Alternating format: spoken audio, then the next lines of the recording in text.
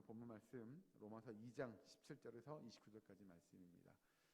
하나님께서 이스라엘 백성들이 유대인들에게 하나님의 말씀, 율법을 주셨습니다. 이건 이스라엘 백성들에게 분명 복일 겁니다.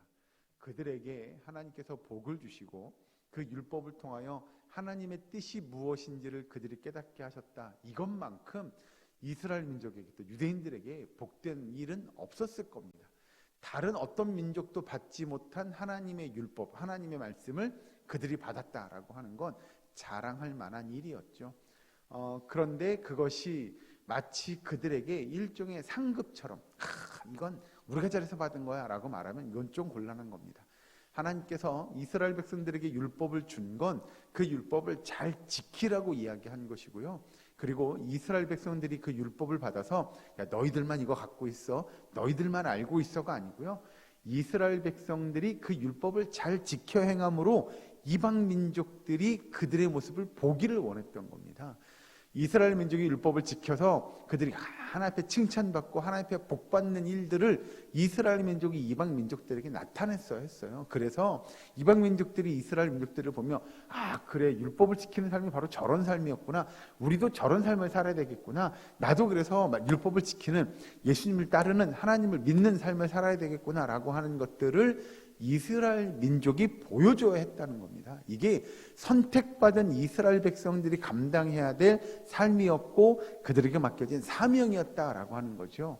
그런데 문제는 그들이 그런 삶을 살지 않았을 경우에는 어떻게 될 거냐라는 겁니다. 율법을 받긴 받았으되 그 율법을 지키지 않아요. 그 율법이 마치 자신들에게 주어진 대단한 훈장 또는 상급처럼 여겨지고 그 율법을 가졌으니, 받았으니 우리는 다 된 거야 라고 말하면 그건 큰 오해라는 겁니다. 자, 그런 걸 염두에 두고 오늘 2장 17절의 말씀을 보시면, 유대인이라 불리는 내가 율법을 의지하며 하나님을 자랑하며 율법의 교훈을 받아 하나님의 뜻을 알고 지극히 선한 것을 분간하며 맹인의 길을 인도하는 자여 어둠에 있는 자의 빛이요 율법에 있는 지식과 진리의 모본을 가진 자로서 어리석은 자의 교사요 어린아이의 선생이라고 스스로 믿으니 라고 이야기합니다. 우리는 율법을 받았어, 그러니 너희는 율법 못 받았지? 야, 너희들은 하나님 선택받지 못한 거야 라고 그렇게 자랑할 것이 아니라는 거죠. 율법은 그런 용도로 쓰라고 준 게 아니라는 겁니다. 그런데 이스라엘 백성들은 그렇게 자신들이 그래, 우리가 율법 받았어, 이건 하나님께서 우리에게 주신 거니까 너네는 모르지, 우리는 다 알고 있는 거다 라고 자랑하고, 그걸 자신들이 받았다고 하는 것이 자신들이 대단한 일을 경험하고 자신들이 대단한 것처럼 나타내려고 한다? 그건 하나님이 원하지 않는 일이라는 거죠. 그리고 와서 밑에 가서 보시면 21절에 그러면 다른 사람을 가르치는 내가 내 자신은 가르치지 아니하느냐, 도둑질하지 말라 선포하는 내가 도둑질하느냐. 다른 이방 민족들에게 우리는 율법 받았고 이 말씀을 하나님께서 주셔서 그래서 우리는 택한 민족이야 라고 자랑하는 너희들이 그 말씀을 지키지 않아? 그리고 다른 이방 민족들에게 그 말씀을 받지 못했다고 그들을 너희들이 가르친다고? 라고 이야기하는 거죠. 그러니 여러분, 율법은 받아서 그것이 대단한 능력을 나타내는 것이 아니고요, 이스라엘 민족이 하나님의 율법을 잘 지켜 행하느냐 그렇지 못하느냐를 하나님께서 따져 물으시겠다는 겁니다. 그러니까 여기서 이야기하면 이스라엘 백성들에게 하나님께서 율법을 주신 거, 하나님의 말씀을 주신 거, 예, 맞아요. 그건 분명히 맞습니다. 그런데 중요한 건 그 율법을 그들이 받아서 그들이 받았지만 그 말씀에 순종하지 않고 그들이 오히려 하나님의 말씀을 따르지 않는 삶을 살아간다는 거죠. 다른 표현으로 바꾸면 그들이 하나님의 말씀을 받았으나 오히려 우상을 섬겨요. 이건 하나님께서 절대로 기뻐하지 않는다는 겁니다. 즉 이야기 뭐냐, 성경에서 우상을 숭배하지 말라고, 우상을 섬기지 말라고 분명히 하나님이 율법에서 말씀하셨는데 그들이 율법을 따르지 않아요. 율법을 지키지 않아요. 그러면 그 율법은 그들에게 오히려 우리가 이야기한 아까 말씀드린 복이 될 것이 아니라 오히려 그들에게 화가 될 겁니다. 왜냐하면 율법을 받았음에도 그들이 율법을 따르지 않았기 때문에 그렇죠. 그 내용이 이제 24절까지 쭉 등장하게 됩니다. 그래서 24절 보시면 기록된 바와 같이 하나님의 이름이 너희 때문에 이방인 중에서 모독을 받는도다 라고 하는 거죠. 오히려 율법을 받은 이스라엘 백성들이 율법을 지키지 않아요? 이방 사람들이 그럴 겁니다. 아니 쟤네들은 뭐 율법 받았다고 그렇게 자랑하더니, 하나님의 말씀 들었다고 교회 다닌다고 막 그렇게 자랑하더니, 율법은 지키지 않고 하나님의 말씀은 행하지도 않고 안 믿는 사람들과 똑같은 삶을 살아요? 그건 잘못된 거라고 해서 이방 사람들이 손가락질할 겁니다. 그것이 결국 이방 사람들이, 예를 들면 예수 믿는 사람들을 손가락질해요. 그건 결국 누구를 향한 손가락질이냐면 하나님을 향한 모독과 똑같다고 성경은 이야기합니다. 그러니 하나님의 백성들이 믿음의 삶을 잘 이루어가는 것, 그건 무엇보다도 필요합니다. 여기서 이야기하는 믿음의 삶을 이루어간다고 하는 건 결국 하나님의 말씀에 순종하는 삶을 사느냐 살지 못하느냐에 대한 것이기 때문에 그렇죠. 그래서 하나님의 백성들이 하나님의 말씀을 듣고 읽고 깨달았어요. 그 말씀을 받았어요. 그러면 그 말씀대로 살아가기 위하여 몸부림치는 일들이 있어야 합니다. 그리고 그건 교만함으로 나타나는 일이 아니죠. 왜냐? 나는 이렇게 살아. 근데 당신들은 그렇게 살아? 라고 이야기할 게 아니라는 겁니다.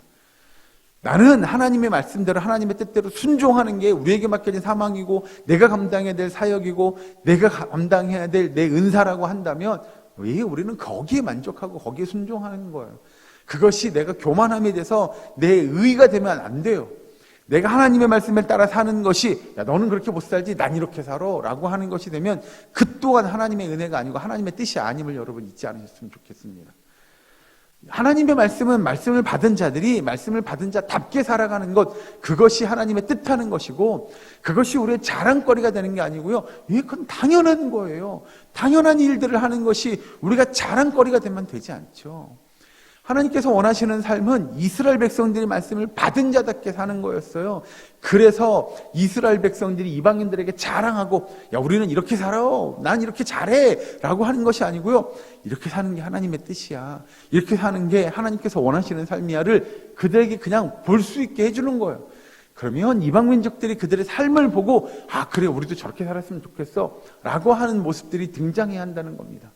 그래서 그것이 이스라엘 민족을 통하여 이방 민족들이 주님께 나오는 결과로 이어져야 된다고 성경은 가르칩니다.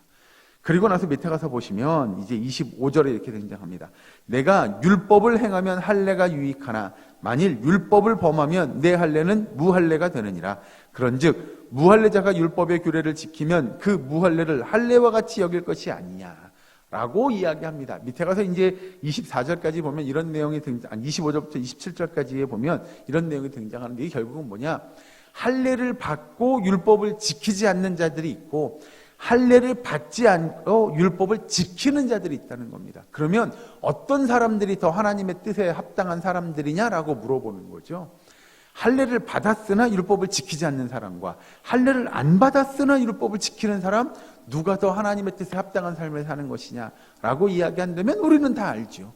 당연히 할례를 받지 않았으나 말씀을 지켜 행하는 삶을 사는 사람들이 오히려 더 하나님의 뜻에 합당한, 우리가 이야기하는 하나님의 백성, 하나님의 자녀라고 이야기할 만한 사람들이라고 하는 거죠. 이스라엘 민족들은 할례를 받습니다. 그러나 그들이 하나님의 말씀대로 행하지 않아요? 그건 할례 받은 건 아무 의미가 없다는 겁니다. 오히려 말씀을 지켜 행하는 삶이 이스라엘 백성들에게 훨씬 더 필요한 삶이었고, 오히려 할례를 받지 않았으나 더 하나님의 말씀대로 살려고 한 이방 민족들을 보면 하나님께서는 그들을 더 칭찬하실 거고 그들이 더 하나님의 백성답다고 사도 바울이 이야기하는 거죠. 아니, 성경에서 이야기하는 거죠.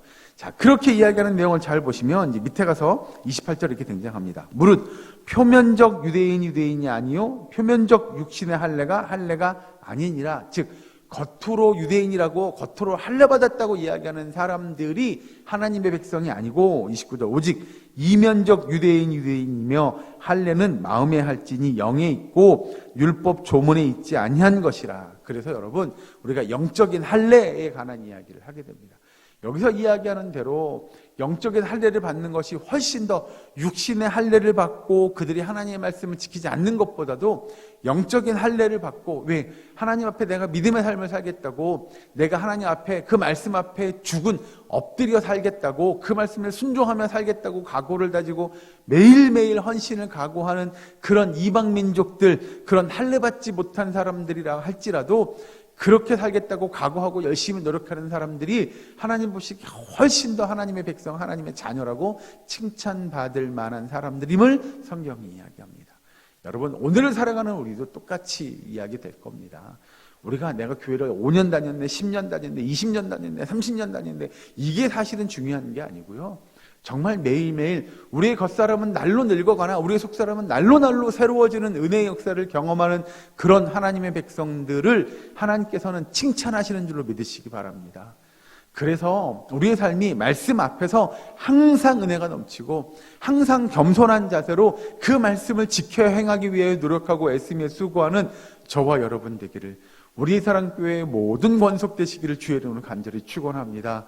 그래야 여러분, 바라기는 오늘 하루도 하나님의 말씀을 순종하며 그 뜻을 이루어가는, 그리하여 하나님 앞에 칭찬받는 삶을 이루어가고 겸손함으로 하나님의 영광을 드러내는 저와 여러분, 우리의 사랑교회 모든 권속되시기를 주의 이름으로 간절히 축원합니다. 기도하겠습니다. 사랑과 은혜 하나님 감사합니다. 하나님, 우리의 삶을 주장하시고 우리가 하나님을 믿는 믿음의 자녀답게 하나님의 말씀에 순종하게 하시고 그 말씀을 이루어가는 믿음의 삶을 경주할 수 있도록 주여 인도하여 주시옵소서. 아버지, 우리의 사랑교회 모든 권속들에게 은혜를 베풀어 주시사 말씀을 붙잡고 그 말씀을 묵상하고 듣고 깨달으며 그 말씀을 실천하는 삶을 살기에 부족함 없도록 주께서 인도하여 주시옵소서. 그리하여 하나님, 우리의 그 영적인 할례자로서의 삶을 살아가게 하시고 아버지, 하나님의 영광을 드러내며 주의 복음을 우리의 삶 속에서 증거할 수 있도록 주여 인도하여 주시옵소서. 아버지, 이 시간도 주의 자리에 나와 기도하며 간구합니다. 부르짖습니다. 주님, 우리의 기도와 간구를 들으시고 응답하여 주시옵소서. 우리가 바라고 원하고 소망하는 일들을 하나님의 뜻 가운데서 이뤄가게 하시고, 특별히 아파하고 힘들어하고 고통 가운데 신음하는 우리의 환우들을 기억하시사 그들의 기도와 간구를 들으시며 그들에게 그 병고침의 역사를, 그 놀라운 기적과 같은 은혜의 역사들을 허락하여 주시옵소서.